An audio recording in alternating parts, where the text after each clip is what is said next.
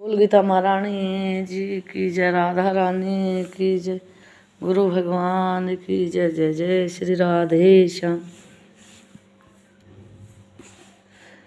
श्री लक्ष्मी जी ने कहा, हे केशव, आप ही योगी पुरुष हो और धैर्य हो। आपके ही अंतरित भी कोई ध्यान करने योग तत्व है। यह जानकर मुझे बड़ा कौतूहल हो रहा है।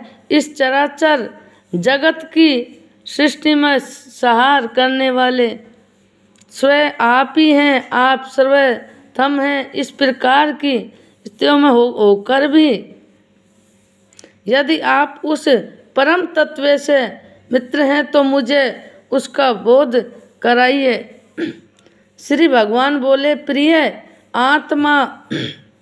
आत्मा का स्वरूप दृढ़ और अदृढ़ से पृथक, भाव और अभाव से मुक्त तथा आदि और अंत से रहित है। शुद्ध ज्ञान प्रकाश से उपलब्ध होने वाले तथा परमानंद स्वरूप होने के कारण एकमात्र सुंदर है। वे मेरा ईश्वर रूप है। आत्मा का एकांत ही सबसे द्वारा जानने योग्य है। गीता शास्त्र में इसका प्रतिप्रधान हुआ है। अमित तेजस्वी भगवान विष्णु के वचन सुनकर लक्ष्मी देवी ने शंका उपस्थित करते हुए कहा, भगवान, यदि आपका स्वरूप सर्व परमानंदमय और मन वाणी पहुँच के बाहर है तो गीता कैसे उसका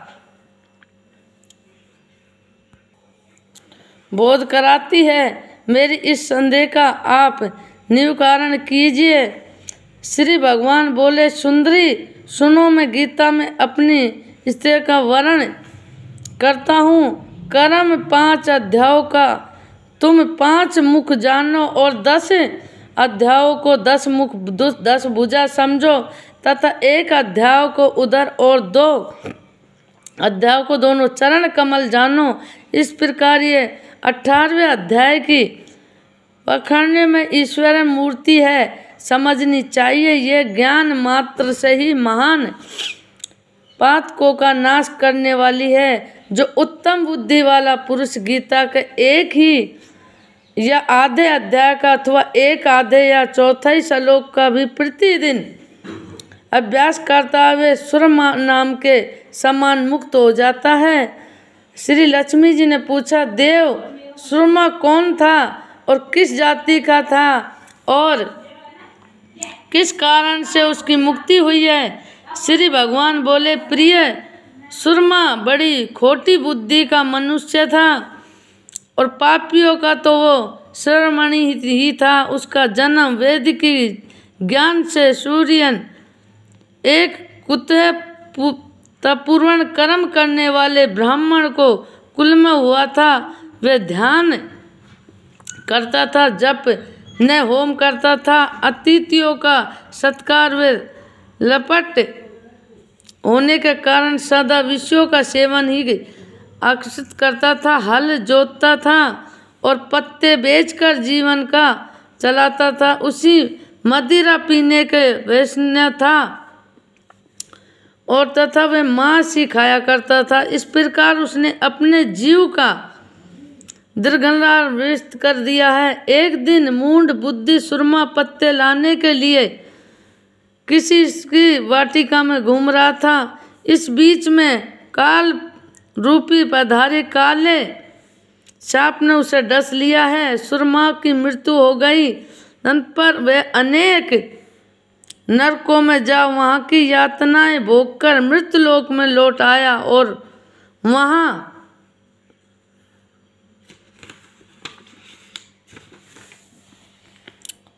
बोझ ढोने वाला बैल हुआ। उसी समय किसी पगंडू ने अपने जीव को आराम से व्यतीत करने के लिए उस खरीद लिया और बैल ने अपनी पीठ पर पखुंडा का भार ढोते हुए बड़े कष्ट से 7-8 वर्ष बिताए। एक दिन खुंडा ने किसी ऊंचे स्थान पर बहुत देर तक बड़ी तेजी के साथ उस बैल को घुमाया और इससे वह थककर बड़े वेग से पृथ्वी पर गिरा और मूर्छित हो गया है। उसको समय वहाँ कुतूहल हुए बहुत से लोग एकत्रित हो गए हैं। उस जन समुदाय में किसी पुण्य आत्मा व्यक्ति ने उस बैल का कल्याण करने के लिए उसने अपना पुण्य दान किया और तत्व का कुछ दूसरे लोगों को भी अपने अपने पुण्यों को याद करके उन्हें उसके लिए दान किया। और उस भीड़ में एक वेश्या भी खड़ी हुई थी। उसने अपने पुण्य का पता नहीं था तो भी उसने लोगों को देखा देखी में उस बैल के लिए कुछ त्याग दिया। नरपर यमराज के दूत उस मरे हुए प्राणी को पहले यमपुरी में ले गए। वहाँ विचार करके कहा वेश्या के दिए हुए पुण्यवान हो गया है, उसे छोड़ दिया गया। फिर वह भूलकों में आकर उत्तम कुल और शीलवान ब्राह्मण के घर में उत्पन्न हुआ। उसी समय उसने अपने पूर्व जन्म की बातों का स्मरण बना रहा था।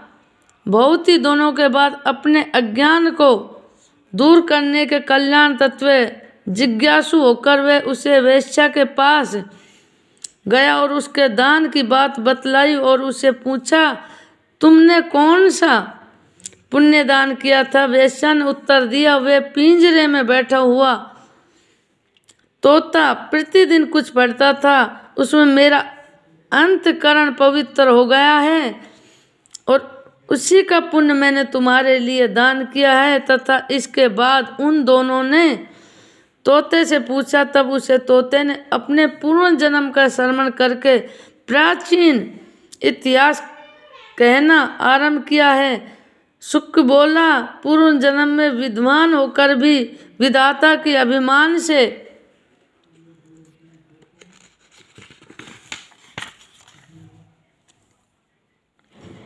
मोहित रहता था। मेरा राग देश इतना बढ़ गया था कि मैं गुणवान विद्वान पृथ्वी वेश्या भाव रखने वाला, फिर यम या समय अनुसार मेरी मृत्यु हो गई और मैं अनेक घृणित लोगों को भटकता फिरा।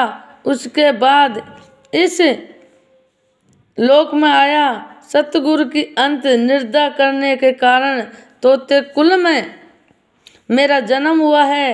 पापी होने के कारण छोटी अवस्था में ही मेरा माता पिता योग हो गए हैं। एक दिन मैं घृण ऋषि के तप में हुए मार्ग पर पड़ा था। वहाँ से कुछ शेष मुनि मुझे उठा लाए और महात्माओं के आश्रम में भीतर एक पिंजरे में उन्होंने मुझे डाल दिया। वही मुझे पढ़ाया गया। ऋषियों के बालक पढ़े आदर के साथ गीता के प्रथम अध्याय का अध्ययन करते थे। उनसे सुनकर मैं भी बार बार पढ़कर लगा। इसी बीच में एक चोरी करने वाला बहेलिया मुझे वहाँ से चुरा कर ले गया। तत्वतः इस देवी ने मुझे खरीद लिया। ये मेरा वर्तमान है जिसे मैंने आप लोगों को बता दिया है। पूर्व काल में मैंने इस प्रथम अध्याय का अभ्यास किया था जिससे मैंने अपने पापों को दूर किया है। फिर उसी से ही इस वेश्या का भी अंतकरण शुद्ध हुआ है और उसी के पुण्य से सुरमा भी पाप मुक्त हुआ है।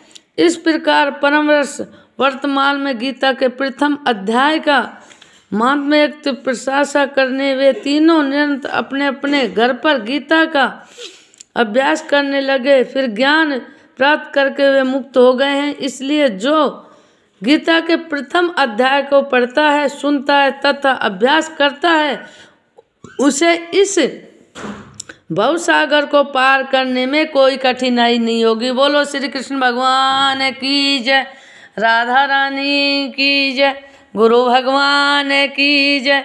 जय जय श्री राधे श्याम।